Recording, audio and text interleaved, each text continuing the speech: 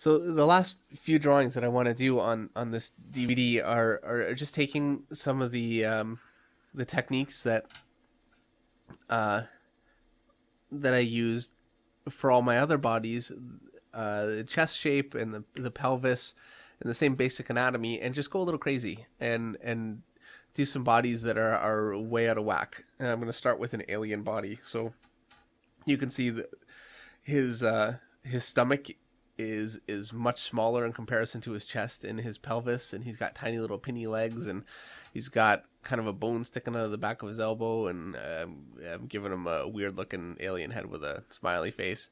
Um, this ultimately is going to be a pretty stereotypical kind of alien. It's not going to be the height of design, but I just want to get across that uh, all the muscles and anatomy that are on this are really readily transferable to something very unusual, and not that much has to actually change. It's just taking a few proportional things, changing them, and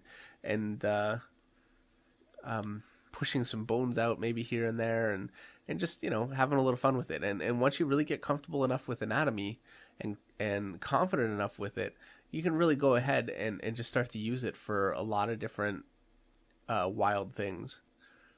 Yeah, I really don't have much creature design experience in terms of drawing animal based creatures. It's really not my thing. But even for animals, so much of the basic anatomy remains the same, and certainly the way that all the muscles connect and all the muscles are lit is exactly the same. So if you can do this well, you could certainly learn to do that well with some degree of effort. Some degree of effort that I've never really taken, and I should. That's something that maybe I should really look into. I think it'd be a lot of fun for me to do.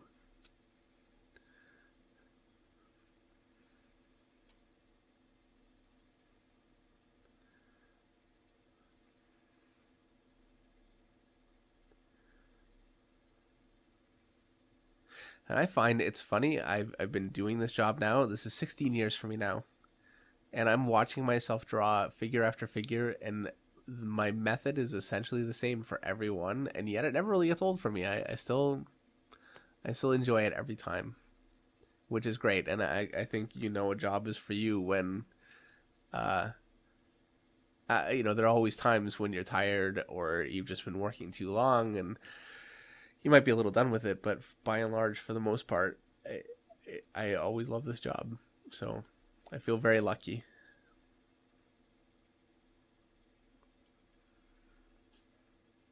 So really, the difference between his body and a proper human body is very mild right now. I'm giving him, instead of um, obliques, I'm giving him kind of open tendons, and I'm doing the same thing on his leg. I'm just opening some of the tendons into the air, but those are the same muscles that we've been using this whole time. Just isolating some of them and putting some air between them. Um, See that a lot in design these days. Seems to be very popular.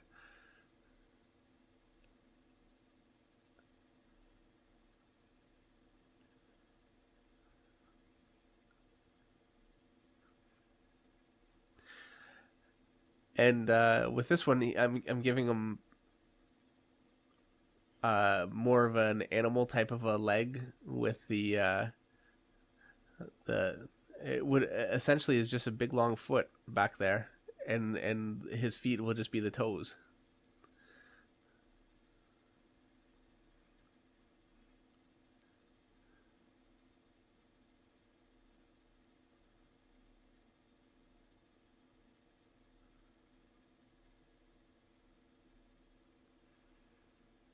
I feel like right now his left arm, some of that bone structure looks a little less good than it could, and the reason for that is it just doesn't look believable. There are so many ways that you can break up uh, anatomy and uh, make it look unusual and still make it work. But then there are ways that you can break it up, and they're fixing it a little bit. It really wasn't working for me at all. There are ways that you can change it that just look wrong.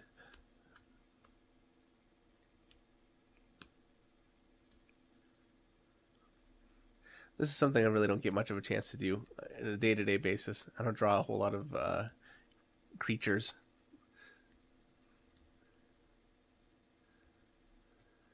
There, it's not my creature without his scary face.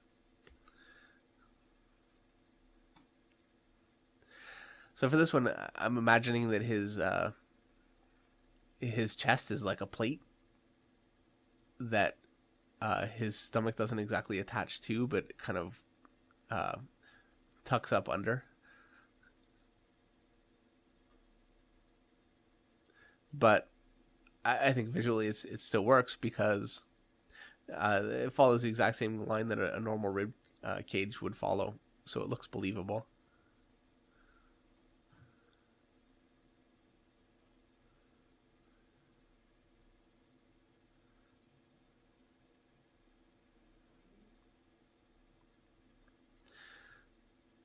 And the rest is all just filling in the lighting and some detail, and it can be a little bit more fun doing detail on a figure like this because I can just go a little bit crazy with a lot of the little lines and the little things that I'm defining, and it can still work because it's not human, and it can just have skin that's more lumpy and scaly and crazy or whatever. The same rules don't necessarily apply, so it could be fun just to be creative and see what happens and go nuts with it. Give him some veins.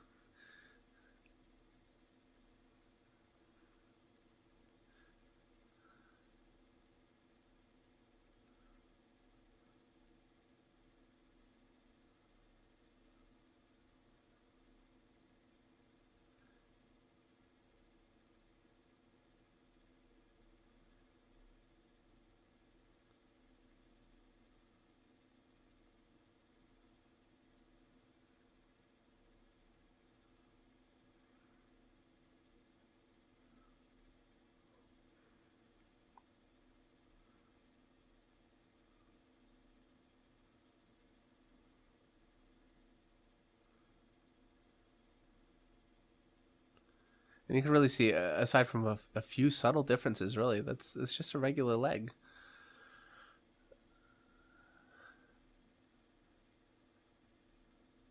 And as long as the muscles aren't essentially the same places as a normal leg, it's going to look like it really works. I think in a way that's really similar to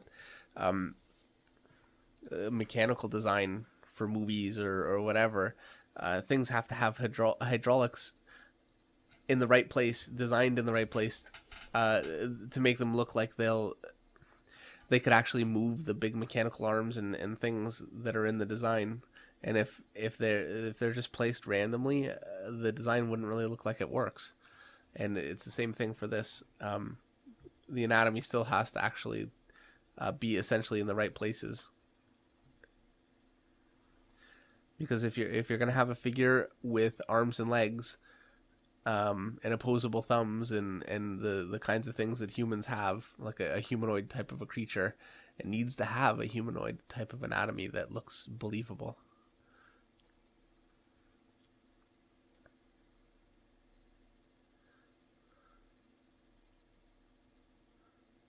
So this one's almost finished at this point. Just wrapping up the last few little details.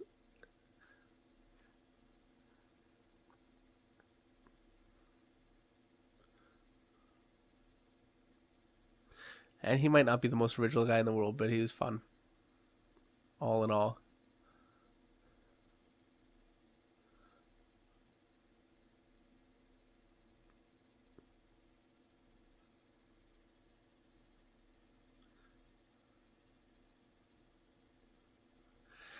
And so at this point now, I'm going to go ahead and draw one last figure.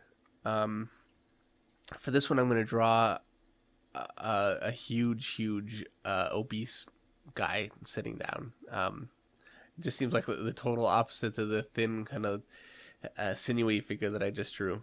And this one should be interesting because he's very, very different than any of the other figures, and in a way really can't follow the same rules as the other figures because none of the anatomy that I've drawn is really visible.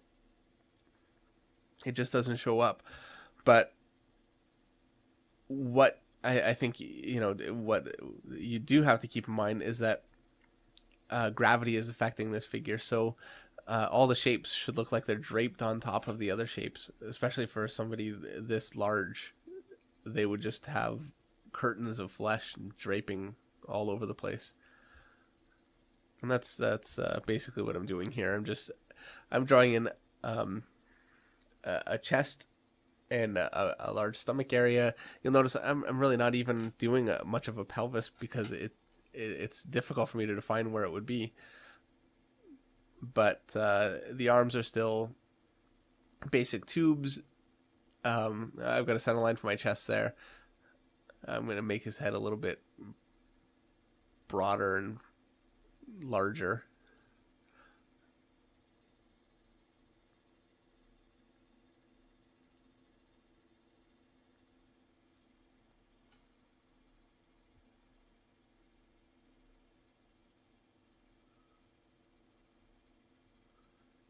And then it's looking a little bit more like what I'm looking for.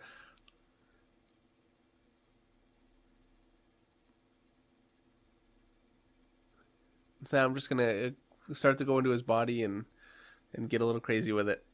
It should be a little bit of fun. Unfortunately, this kind of figure, I think, to draw a good fat person, you need to observe and learn them almost unto themselves. They're their own thing, because none of the limbs really have the muscled look that you can get from a more of a comic book anatomy. So you need to learn how to get away from that and just learn how to draw large, drapey, heavy looking folded areas of flesh.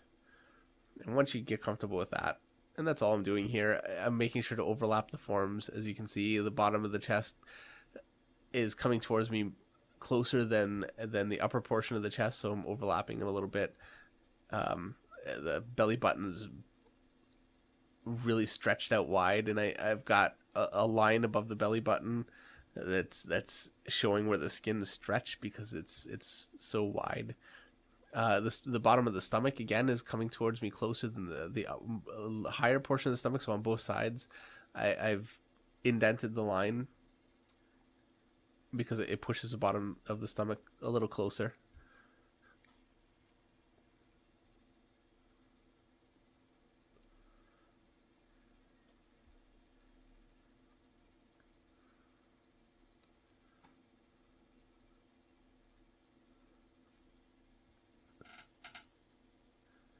His hands are huge and fat, much wider, larger fingers.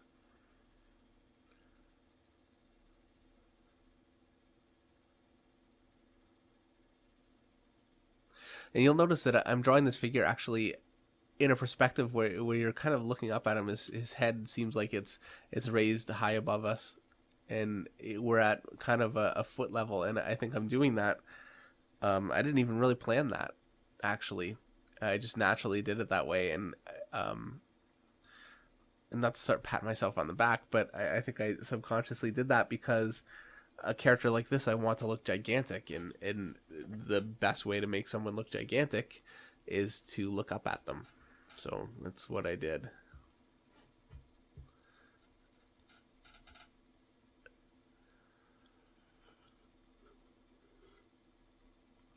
I've got folds of flesh draped over his feet.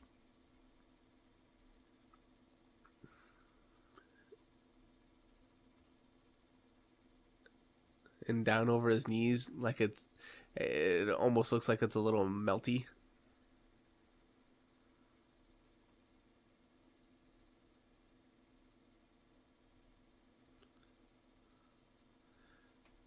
I'm really not worried much about giving him pants because I'm just gonna shadow that area out. So uh,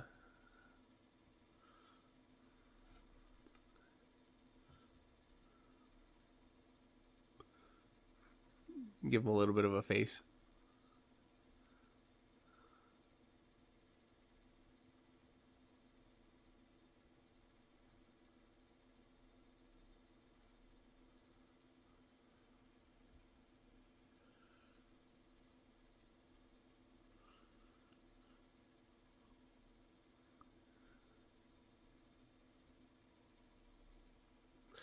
Now I'm just gonna go ahead and shadow him out just a little bit. Hopefully it'll um, give his figure a little bit more weight, if you will.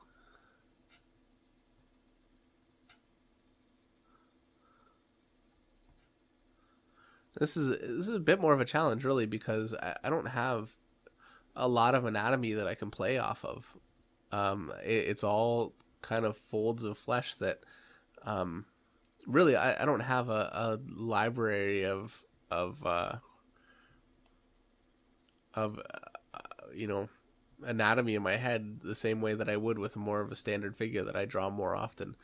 So there's a little more thought involved and maybe a little bit more error involved.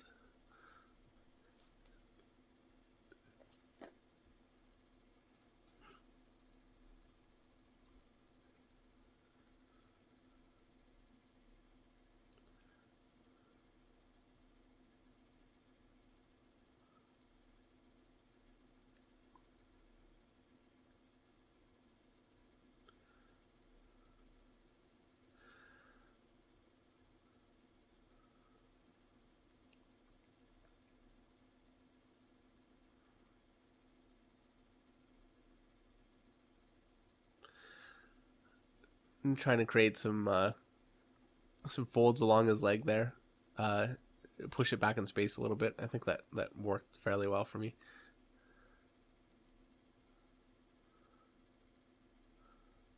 The more lumpy I make this, it seems to actually kind of come to life a little bit.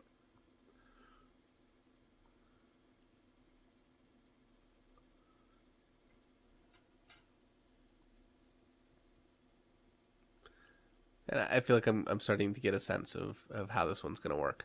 Usually when I'm drawing most of my figures, I have a pretty good sense going in what I'm going to end up with. With this one, it's a little more up in the air, but it seems like he's coming together.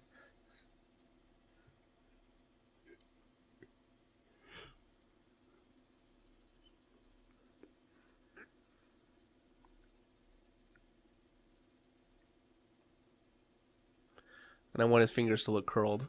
So where they curl away from the light, I'm shadowing them, and that really does give them that effect. And obviously his fingernails are light.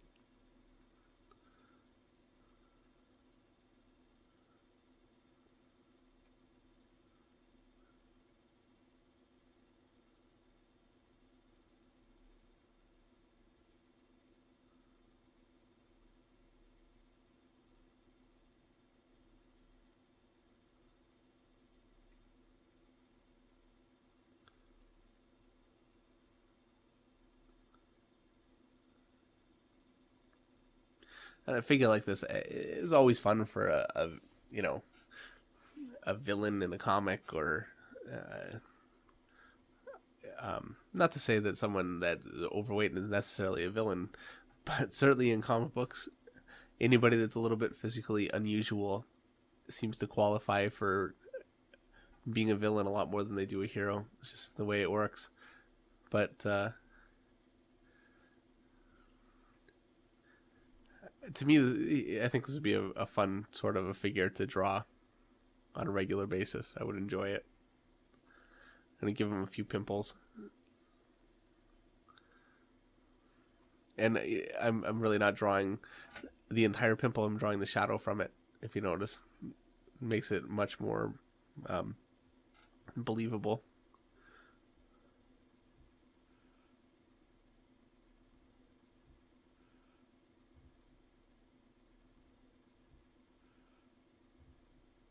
So I'm just about to wrap this one up. And I'd like to say thank you for watching. I hope this one has taught you something and you'll get a lot out of it. And I wish you the best with your work.